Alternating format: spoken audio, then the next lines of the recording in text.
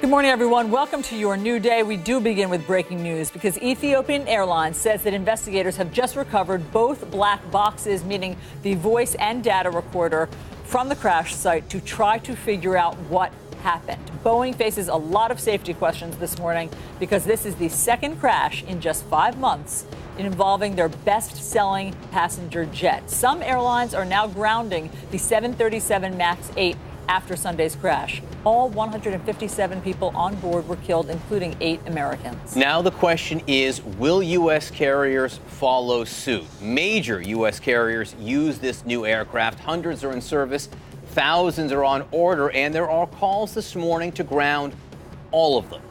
CNN is the only network live at the crash site in Ethiopia. Our David McKenzie joins us now with the breaking details and the efforts going on right behind you, David.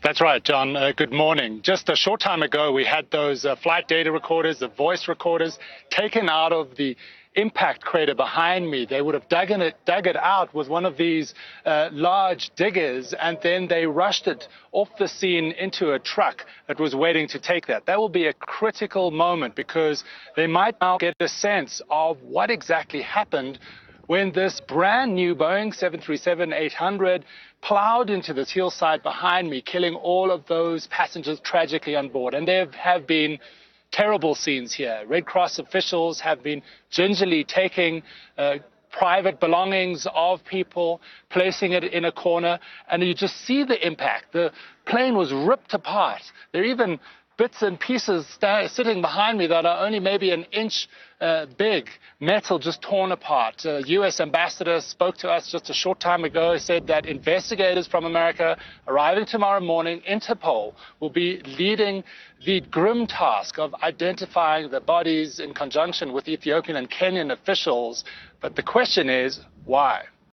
Remarkable to see the efforts behind him this morning. That recovery effort, not only for closure for the families, but also key with this investigation. And Boeing, as David would note, Boeing has had issues with this aircraft before, put out a statement that says Boeing is deeply saddened to learn of the passing of the passengers and crew on Ethiopian Airlines Flight 302, a 737 MAX 8 aircraft. They also say to the families and loved ones of the passengers and crew on board, they stand ready to support the Ethiopian Airlines team.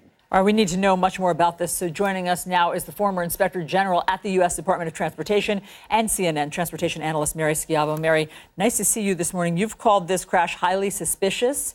What do you think happened from what you have heard?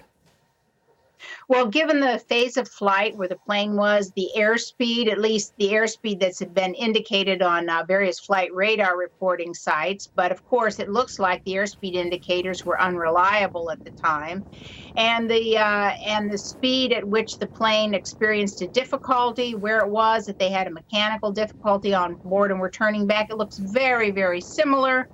And, of course, the same exact model of plane and 2 crashes of a brand new model of aircraft within 6 months. It's just unheard of. In history, what usually happens when you introduce a new airplane is you have hiccups, small hiccups, like the 787 had with the batteries, but you don't have 2 hull losses and fatalities like this with a new plane. The safety statistics are supposed to improve with new models, not deteriorate. So it's highly, highly troublesome. And it's also very haunting when you remember the details of the Lion Air crash 5 months ago. Just explain to us in layman's terms. Basically, there was an automated system that the pilots on that flight couldn't override or didn't know that they could override manually. What went wrong there? What went wrong on the Lion Air crash is they had a discrepancy in their instruments. In that case, it was something called the angle of attack indicator. That's, to put it in layman's term, how your nose is pointed with regard to the horizon, up, down, to put it in simple terms. And when they had this discrepancy, they were starting to troubleshoot, but the plane itself, and this at that time was unknown to the pilots, the plane itself was trained to put, or was computer programmed to put the nose down, and that was called MCAS, the system. And they did that because when they did the MAX 8, Boeing put on newer, heavier, more efficient engines, more thrust, and that changed what's called the center of gravity on the plane. And so they had to put the system in to put the nose down. They thought it was an additional measure for safety on the plane.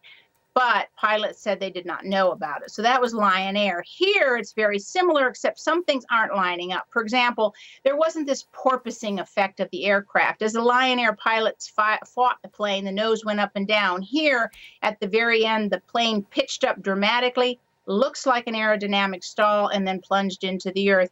And there's an eyewitness report of smoke emanating from the plane. That didn't happen on Lion Air. So now these two recorders, the two black boxes, have been found, the voice and the data. So when will we have answers about what happened? Oh, as soon as the NTSB, the United States National Transportation Safety Board, is there. They have one of the best black box labs in the world. They have all the equipment to do this. As soon as they can get those black boxes, get them secured, make sure that the housing hasn't been breached and the data hasn't been lost. It was a very intense fire. You might recall the black boxes in the World Trade Center planes were destroyed in the fire.